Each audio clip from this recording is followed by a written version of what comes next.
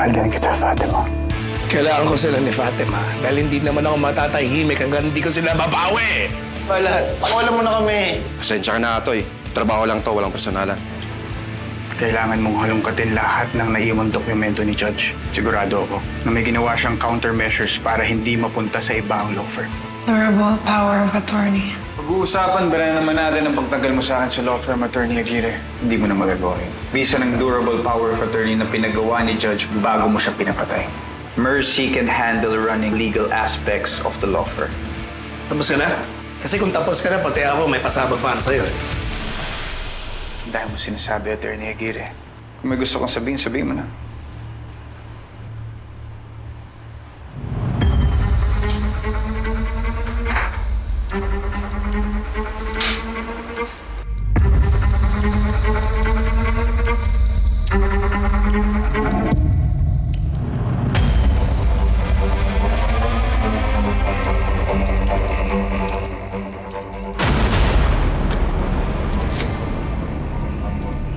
Ikaw pala si Atoy. Partner mo? Pretty. Sayang naman kung saan lang natin ito itatapon, di ba? Sir, bigyan niyo pa ako ng isa pang pagkakataon. Gagawin ko yung lahat. Sisiguraduhin ko hindi mabubuhay si May iba Balmores. akong papagawa sa'yo. Ano po yun, sir? Si Attorney Abraham Espiritu.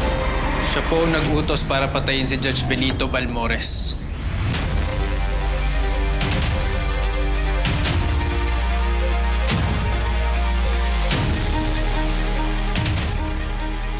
Attorney Abraham Espiritu, dinadakip ka namin sa tangkang pagpatay kay Judge Balmores. Maaari kang manahimik. Sa anumang sasabihin mo, maaaring gamitin ito laban sa'yo. At kung wala kang kakayahang kumuha ng abogado, ikaw ay pagkakalooban ng Estado.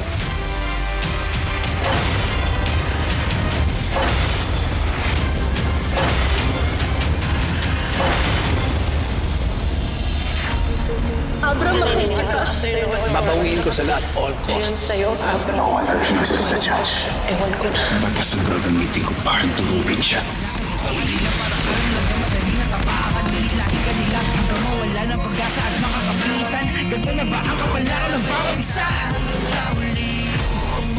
Hindi para sa sarili, hindi para sa iba. Kahit mahirapan na tumingin sa lipunan, puro sabihin, pinipilit ko pa rin abuti. Alam ko na madaming pagsubok ang dadaan, kahit nakamatayan man sa atin ang hapa. Kaya di ka mamamayaan, ipaglaban, makapaman ang kamay. Ako'y mamimilitan para sa lahat, kahit na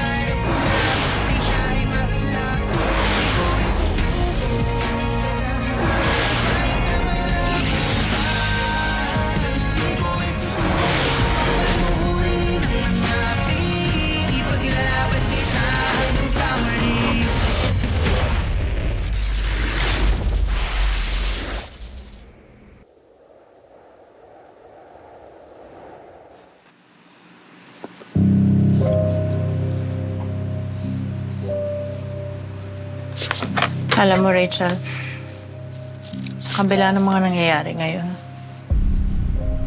kay Miguel, yun sa nangyari kay Dad, lumuwag ang loob ko.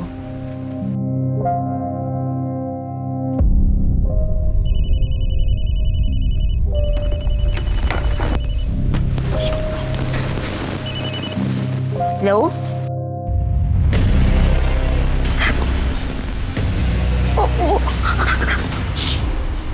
Ano ibig sabihin nito?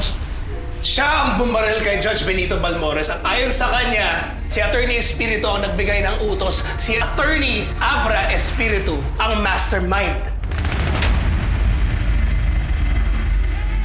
Sa wakas, nakalaya na ako kay Miguel. Simula nung pinanganak ako, nakawala na rin ako sa dikta ni Dad. Bukod pa dun, sa wakas din at nasabi ko na yung tinatago kong lihim. Anong lihim?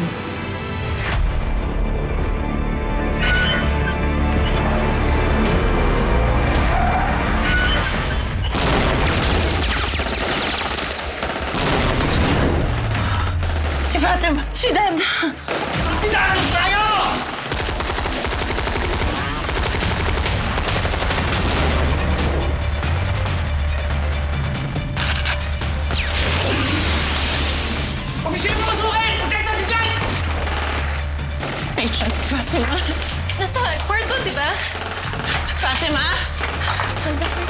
Brando! Sinugod tayo! Brando, si Dad, puntahan mo ngayon at least.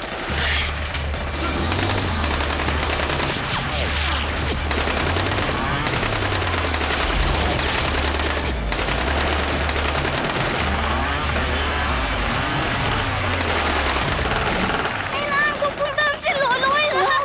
Mapapahamak ka dito, Fatima. Yes. Lalo.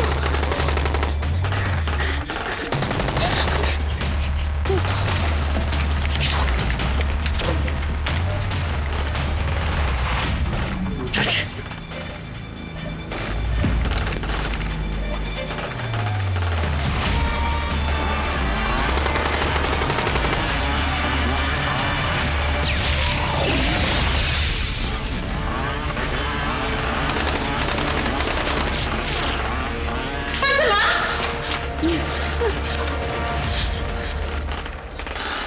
Richard, wala si Fatima. Bilis. Kailangan ko. Mapapahamak ka dito.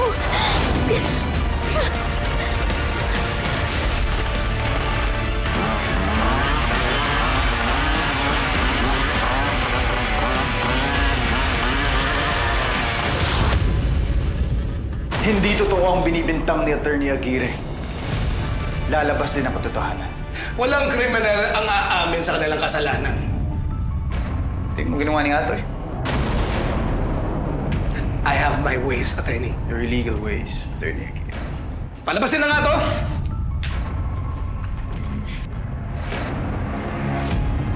Lalabas na ang katotohanan! Fatima! Fatima!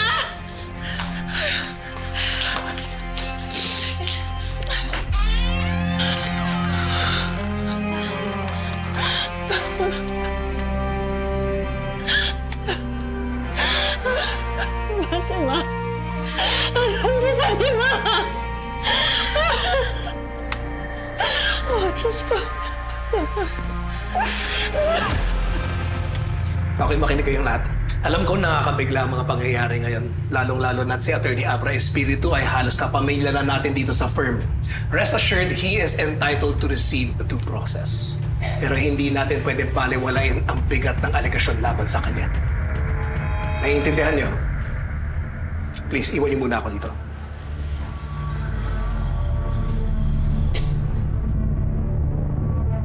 Fatima? Fatima? Fatima? Fatima? Fatima? Security area, bilis! Baka may second wave pa ng pag-atake! Fatima? Fatima? Diyos ko. Fatima! Ate! Fatima? Bakit? Brando, tulungan mo ako. Nawawala si Fatima, pati si Yaya. Fatima? Mers, inikot ko na yung buong mansyon. Wala sila. Diyos ko, si Fatima. Kayo dalawa! Nawawala si Yaya at si Fatima! Hanapin niyo, bilis!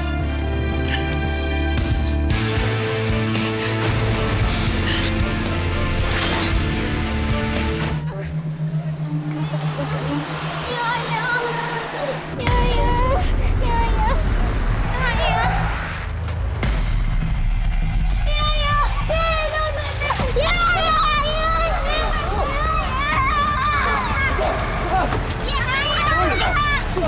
Nasaan yung anak ko? Ay, dun!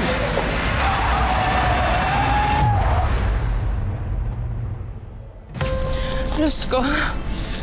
Ang anak ko, si Fatima. Baka napahamak na si Fatima. Patay na to! Kayo! Kumuha kayo ng kotse! Subukan niyo hanapin yung kidnapper! Bilis! Hindi tayo nakasiguro, Mers. Kabo, nakidnap niyo po ni Judge. Magpa-set up ka ng mga checkpoint. Baka sakaling maharang pa yung mga kidnapper. Bilis! Kopya, boss.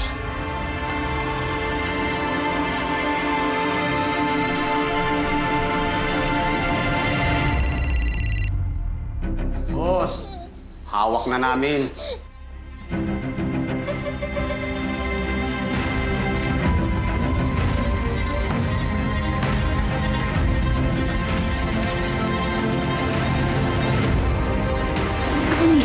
Yan.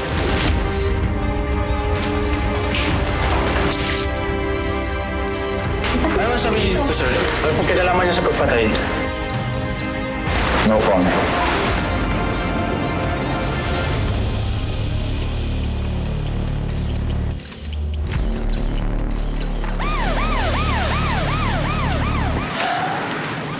Mercy. Tulungan niyo kami. Yung anak ko, si Fatima, kinidnap. Huwag po kayo mag-alala. Lahat po gagawin namin. Boss, Ang mga checkpoint. Ikinasa na sa lahat ng boundary. Buong Rosario. Kausap mo ng mga tawang ko, pinasuyod ko ng buong Rosario. Pero wala pa rin nakikitang getaway vehicle. Boss, meron ba kayong ID ng getaway vehicle? Wala eh. Bulag pa rin kami.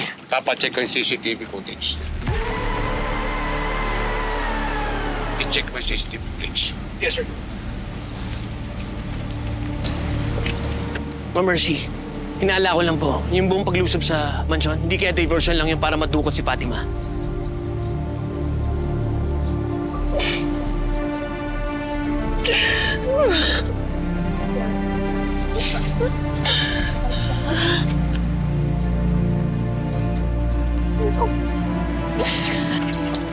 Sir, pwede niyo po sabihin sa amin kung ano nangyari dito? Yes, sure, of course. One of our colleagues, Attorney Abra Espiritu, is arrested and is facing serious charges. What is the nature of these charges, sir? Attempted murder. Si Attorney Abra Espiritu ang utak di umano sa tangkang pagpatay sa aming mahal na founder na si Judge Benito Balmores. Attorney Spiritu, totoo ba ang binibintang nila sa'yo? Wala akong alam sa sinasabi niya. Hindi maglalabas ng warrant of arrest ang korte kung wala itong probable cause. Kasama ko dito si Atoy Santos, ang confessed gunman na siyang bumaril kay Judge Benito Balmores. At ayon sa kanya, si Attorney Abra Espiritu nagbigay sa kanya ng pera para patayin ang judge. Ano masabi niyo, sir? Totoo ba ikaw ang bumaril kay Judge Balmores? Binayaran niya ako para gawin yun. Talaga, sir? Magkano? 200,000. Sinungaling ka. Lalabas din ang katotohanan.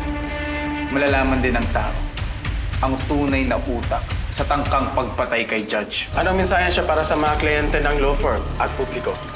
I would like our clients and of course the public to know that sa kabila ng unfortunate incident na to, we will continue to serve with dedication and we will uphold the highest standards of professionalism and integrity despite the challenges we may face. Thank you.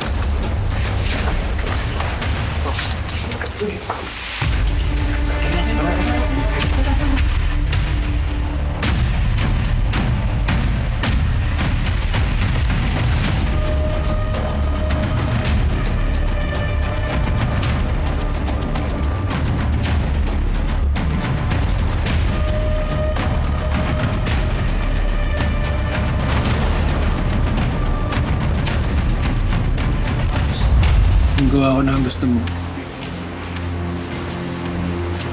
Pakawalan mo na si Nina. Nagsisimula ka pa lang, Atoy. Titigil ka lang kapag nasentensya ng Abra na yan.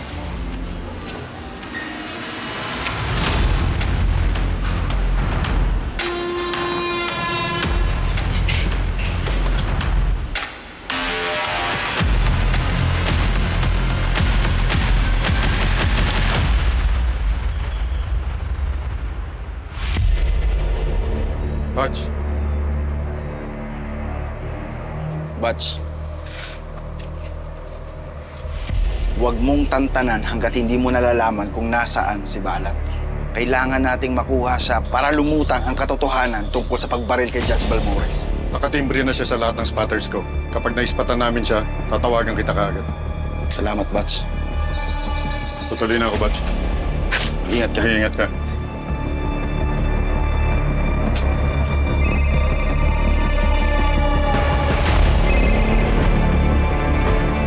Jane.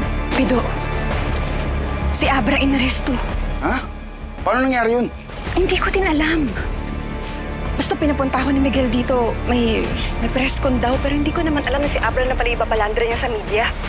Hayop talaga tong abogadong to. Hindi titigilan si Abra agad hindi napapatahimik. Magkita tayo. Sige.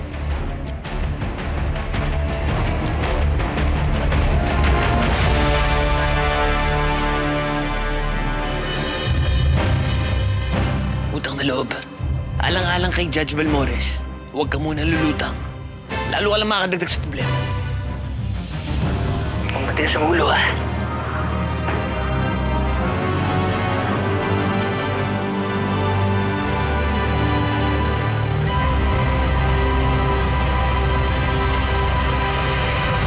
Ako ay maninindigan para sa lahat. Kahit na alam ko na hustisya ay mahirap.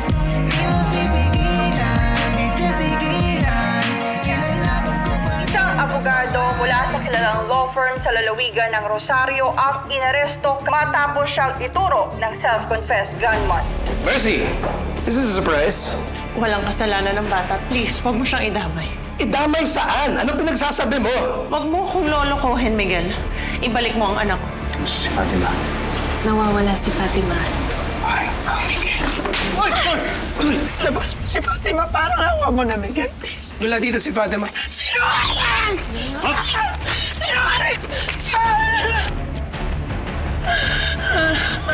Gusto mong gawin natin? Kailangan ko na maalis dito. Agad-agad. Nasa si Atoy. Ang kailangan ko mapatahimik siya bago siya kumanta laban kay Judge. Boss, ako nang bahala. Ipapatrabaho ko yan sa loob. Si Atty. Abra, ano pang gagawin natin sa kanya? Pansamantala lang ang pag-neutralize mo kay Atty. Abra. Mapapalaya rin siya, right? Papatumba ko siya sa loob.